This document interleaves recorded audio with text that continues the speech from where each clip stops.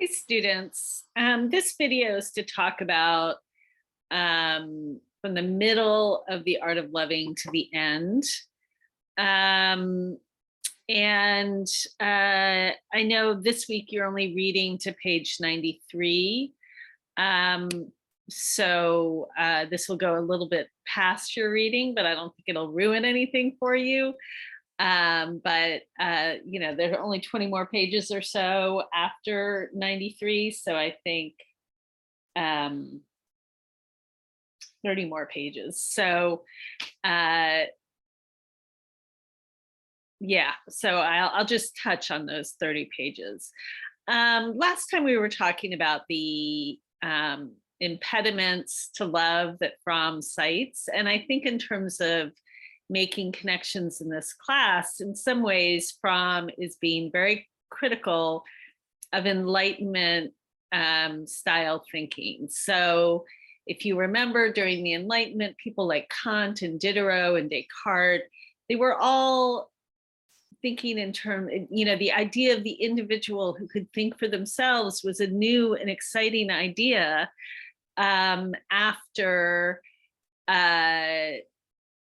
feudalism, when you just did what your boss told you to do or what your church told you to do, and there wasn't really the freedom to think for yourself. Fromm is sort of saying that this idea of just thinking of ourselves individually instead of thinking about us all as connected and as brothers and sisters, that it is an impediment to love. He says it sort of gets us to think of God as just like our boss, and that we just have to obey him. And being good is just pleasing this sort of boss God. And he thinks that leads to conformity. And as we've said before, he thinks conformity is a real impediment to love.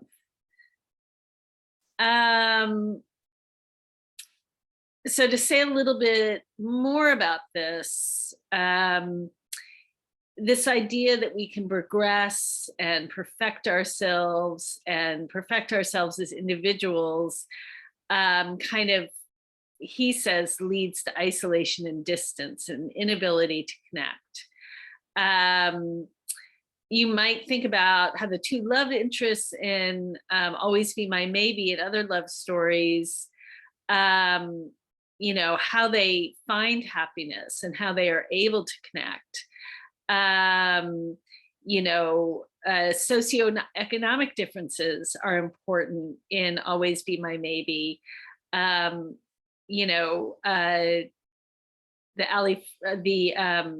Wong's character Sasha is a celebrity, and she dates a couple celebrities who turn out to be kind of jerks. But she's and the difference between her status and Marcus's is really significant, and is kind of a problem for them initially, even though they have this long history together. So I've used this word, I'm going to go back. I've used this word, I may have used this word, or I'm using this word on the slide, of reification. Reification is kind of the idea that people become cogs in the wheel, that, you're working a job at Starbucks and you're maybe totally replaceable with 20 other people working there. Which is very different from the kind of laborers we had, say, in the 17th century, where maybe you made furniture and you spent, your whole life making furniture, and nobody else could make the furniture you made, and you made a table and chairs from start to finish. When the Industrial Revolution came along, maybe you worked at a furniture factory and all you did was put the feet on the chair. So you don't know how to make a whole chair anymore. You only know how to put the feet on the chair in an assembly line. So that kind of turns you into sort of a cog in the wheel of the factory, to mix metaphors. So that reification, that way we are forced into kind of obedience and just being, this tool in a larger system, Fromm says that kind of causes us to be alienated from each other, and it makes it harder for us to love. And we talked last time how the sort of competition in capitalism, all of that kind of makes it harder for us to connect and have the capacity to love. So there were other artists, or I guess I'm thinking in terms of art from right before Fromm's time and now.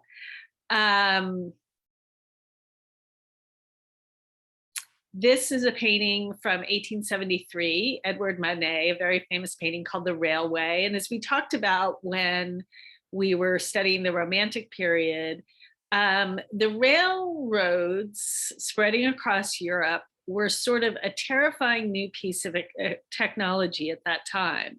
Sort of the way, in a lot of ways, the internet is very terrifying to people in our times because of the way it can spread, how easy it makes for disinformation to spread, or, you know, in the 20th century, the nuclear bomb. The railway was the big new piece of technology that scared people in the 19th century. Railway safety was an issue. People were getting hit by trains. People were getting in accidents in trains. They were seen as sort of a symbol of science run amok. And this painting by Edward Manet, it has a lot of mystery in it. And we don't actually see the train, but it's called The Railway. And it's this kind of strange picture of this mother. It seems like a mother and daughter because they're both dressed in very fancy clothes. So it doesn't seem like a nanny and the daughter. It seems like a young mother.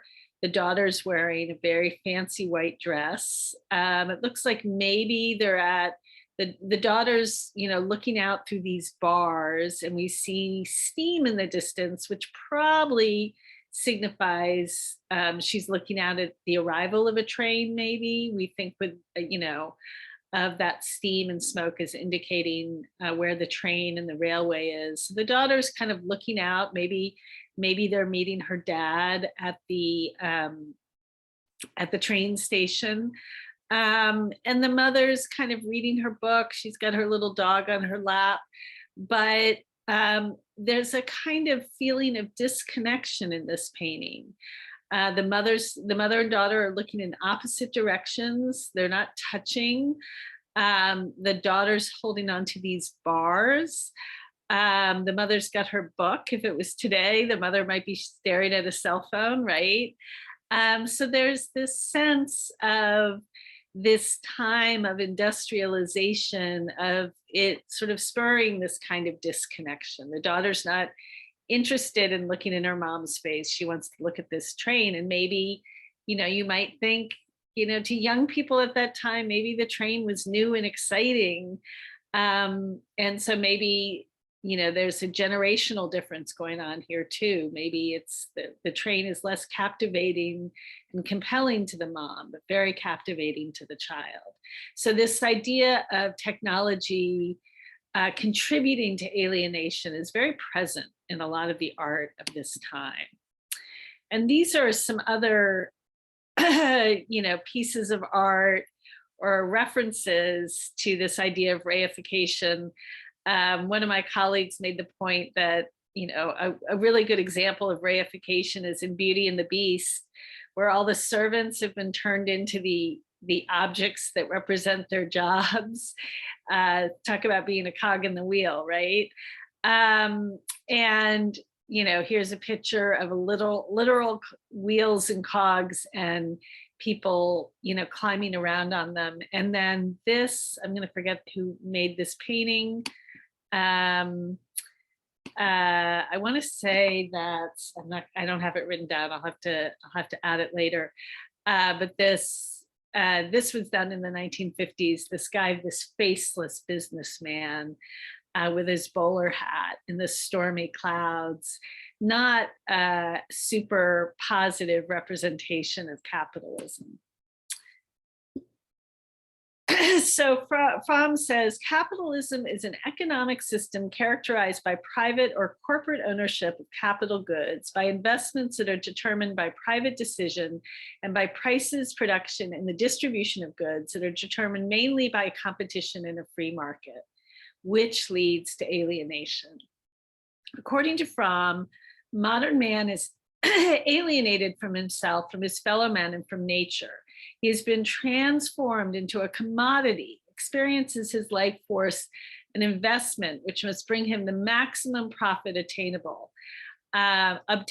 Human relations are essentially those of alienated automatons, each basing his security on staying close to the herd and not being different in thought, feeling, and action. And I think as I read this, when you think about conformity in our jobs, people losing jobs because they have tattoos, because they're African American and they wear their hair natural instead of straightening it. These stories are in the news all the time. 20 years ago, people could lose their jobs for being homosexual.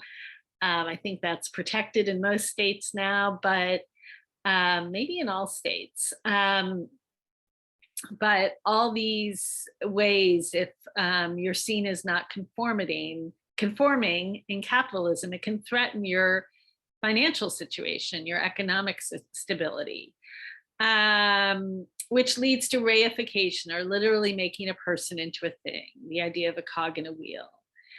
This conformity caused by capitalism, alienation, obedience to authority leads to all sorts of problems for love.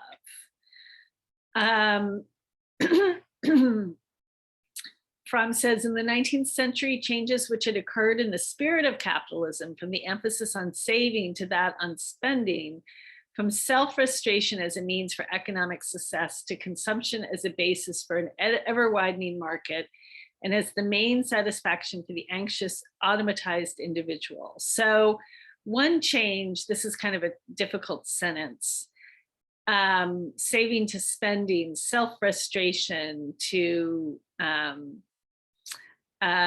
just material consumption. You know, in the 1920s, if you wanted a new pair of shoes, you couldn't just go on Amazon and put those shoes on your credit card. Even, you know, you had to save for those shoes. You had to, you know, you might save for months. And then you would pay cash. It wasn't really until about the 1970s that people started using credit cards, and they really did shift. It used to be that a sign of wealth was to be able to save money, but now there are so many ways to consume when we don't even really have money, like running up debt on credit cards. And we get this instant gratification. You know, we can go online and we can spend, you know, hundreds and thousands of dollars on our computer from our home in a matter of minutes. It's a very different way of consuming, and it's a much sped up, much more sped up process of consuming than even when Fromm was writing. Not to postpone the satisfaction of any desire became the main tendency in the sphere of sex, as well as in that of material consumption. So he's relating this to, obviously people used to wait to get married to have sex. That's much rarer these days. And it was becoming much rarer in Fromm's time too. So, you know, everything was about immediate gratification, and Fromm really saw that as an obstacle. He also talks about neurotic love and says it's caused by attachment to parenting and the transfer of the feelings, expectations, and fears one had toward mother or father to the loved person in adult life. And he kind of compares, he talks about sort of unhealthy love, and just love is just sexual gratification, which we're going to look at in a painting. Well, this is a different painting, but Luncheon on the Grass by Edward Manet. We're talking late 19th century. And again, this is another picture showing a lot of disconnection. This is a luncheon on the grass, and the food is kind of thrown everywhere, and the women's clothes are thrown everywhere. The women are nude, the men are clothed. Probably the women are prostitutes. Probably there's been some kind of sexual encounter. But notice it's a very sexual situation, but nobody's looking at anybody else. The guy with his arm outstretched is looking towards the other guy. That guy's not looking at him, he's looking towards us. One woman is bathing in the background, not looking at anybody else. The other woman is looking towards us. So there's no sense of actual community or communion, just this sense of, I don't know, hedonism, indulgence, indulging in food, indulging in sex, but no real human connection. This painting by Caillebotte, Paris Street, Rainy Day. There's no real center in this picture. These are people shopping. And if you look at this picture, none of the people on this street are looking at each other. They're all passing each other by. And I always think this building in the background is interesting. It reminds me a lot of the train in that painting we looked at earlier, not in this unit, but when we were studying Shakespeare, the train running over the rabbit. That building, maybe it's a store, or was at that time. That building, I think, is still in Paris. I think I remember it in Paris. It's kind of big, and it's the corporation, it's the store, it's the capitalist success, and it's much bigger than these people. It dominates them, and the people, none of them are looking at each other. None of them are connecting. They're just on the street shopping. So these are the kind of images of what was going on with humanity that Fromm was concerned about when he was writing. He talks about various kinds of love problems towards the end of the book.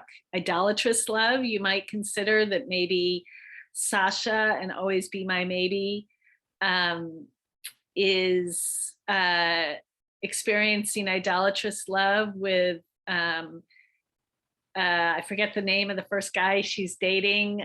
She's engaged to that other celebrity, gorgeous celebrity, and she seems to kind of idolize him.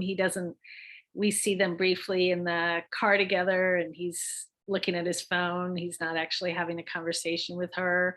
Keanu Reeves, as Keanu Reeves plays him, is a real jerk too, and he seems very stuck on himself and pretentious, and she just adores him. And Marcus is kind of like, this guy's a jerk.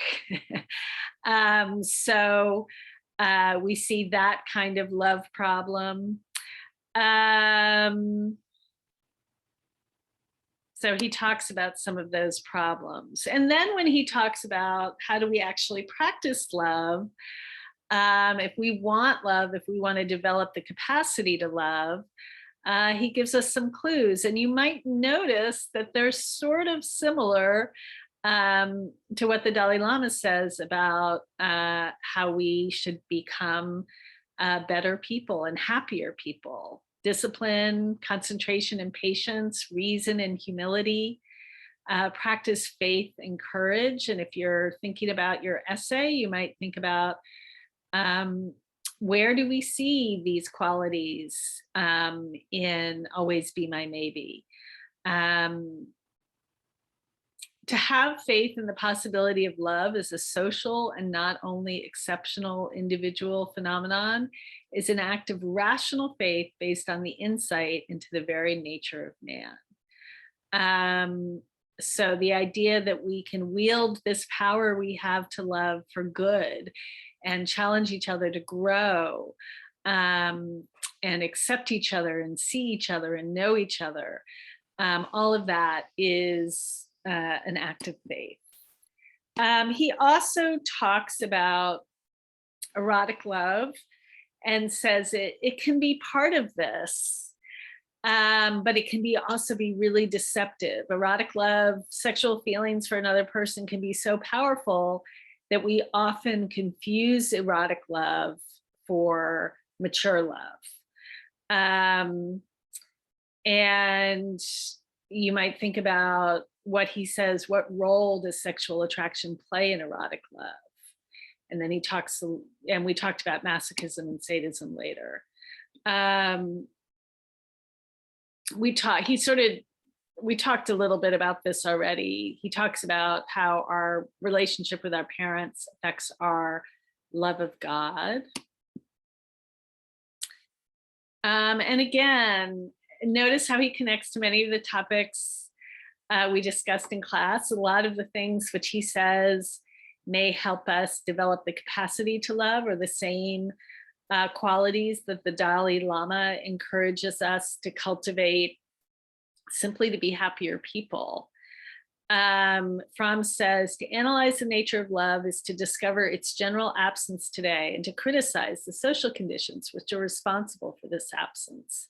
To have faith in the possibility of love as a social and not only exceptional individual phenomenon is a rational faith based on the insight into the very nature of man. And you might also notice so much of what Fromm encourages us to do is also what the Dalai Lama encourages us to do. And so much of it is the very opposite of what Victor Frankenstein does, right? So he might have done better if he'd worked on concentration and compassion and discipline and humility. He also talks a little bit about narcissism, which he defines as seeing the real only that exists within oneself, while the phenomena in the outside world have no reality themselves, but are experienced only from the viewpoint of their being useful or dangerous to one. If you make everything about yourself and your needs, that's a kind of narcissism. The opposite of narcissism, according to Fromm, is objectivity, the faculty to see people and things as they are objectively, and to be able to separate this objective picture from a picture which is formed by one's own desires and fears. And think back to Descartes, right? And Kant, that's what they cared about. Descartes tries to objectively prove his existence. Kant's desire to think for yourself as a way to create progress, and Diderot's idea of the encyclopedia being democratic and a tool for all.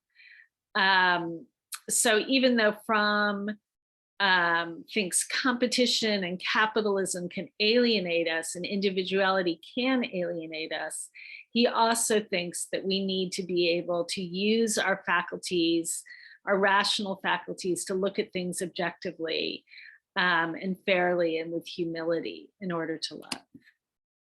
The faculty to think objectively is reason. The emotional attitude behind reason is that of humility. To be objective, to use one's reason, is possible only if one has achieved an attitude of humility. You might look for moments of humility in the movie and where they arise and whether they lead to connection or not. If one has emerged from the dreams of omniscience and omnipotence, which one had as a child.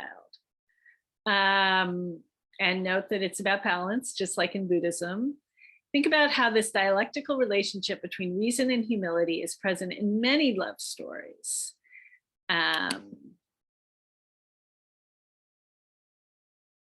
And also at the end, Fromm also advocates living in the present and not thinking of the next thing to be done. This allows you to become close to people without running away. So rational faith is a productive intellectual and emotional activity in rational thinking in which faith is supposed to have no place. Rational faith is an important component. Fromm gives the example of the scientist who doesn't just start wildly developing experiments, but starts with an inductive, instinctive view of what they will find. It also relates to having faith in yourself and having faith in others. Finally, it relates to the idea of faith in humankind. Fromm is a big believer in always doing something and being intellectually daring. Diderot would have loved him. Courage means the ability to take a risk, the readiness even to accept pain and disappointment. Whoever insists on safety and security as primary conditions of life cannot have faith. Whoever shuts himself off in a system of defense where distance and possession are his means of security makes himself a prisoner. To be loved and to love need courage, the courage. To sum up, Fromm wants us to think and love for the world, love the world rather than think and love for the world rather than think and love for ourselves. Just a few reiterations. He sees capitalism as causing major issues with loving. And I'll let you look over the rest of this. And we might think about, whether these ideals are possible. We live in a very fractured society right now as Americans. We're all very divided at the moment. Can we use this power we have to love to heal from that? Something to think about. All right, that's it. Let me know if you have any questions.